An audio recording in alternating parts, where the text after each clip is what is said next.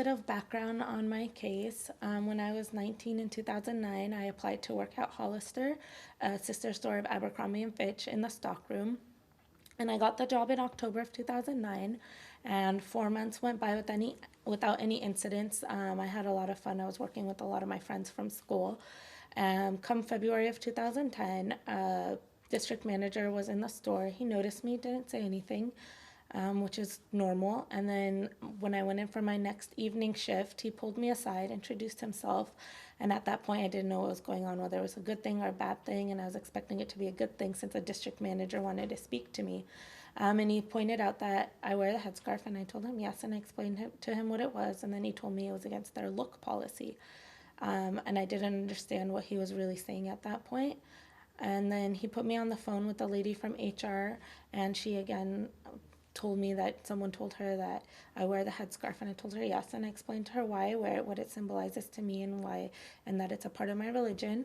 And she told me it was against their look policy. And at that point, she told me that I would be suspended from work for a week, pending them talking to their attorneys and their lawyers.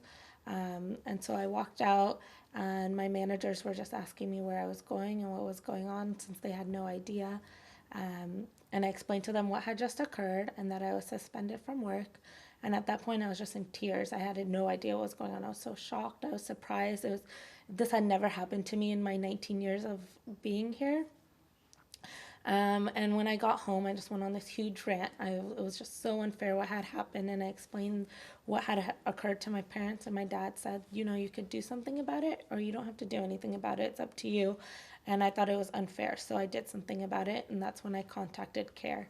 And I let CARE know what had happened, and they told me about my legal rights and my legal options.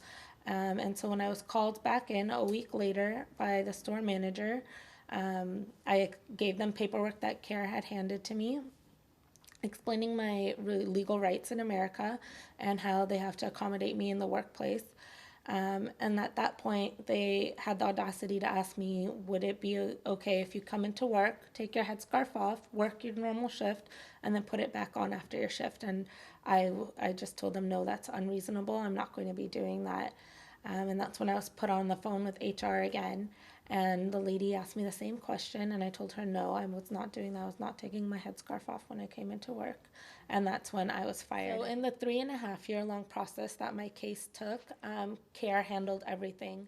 They handled all the paperwork, they handled all the court cases that I had, and they were able to take over the situation and guide me in the process that I wanted it to be taken.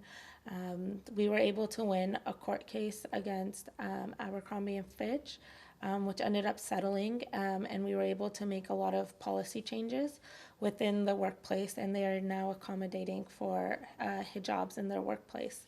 And they have taken sensitivity trainings, and they will be monitored for the next 3 to 4 years.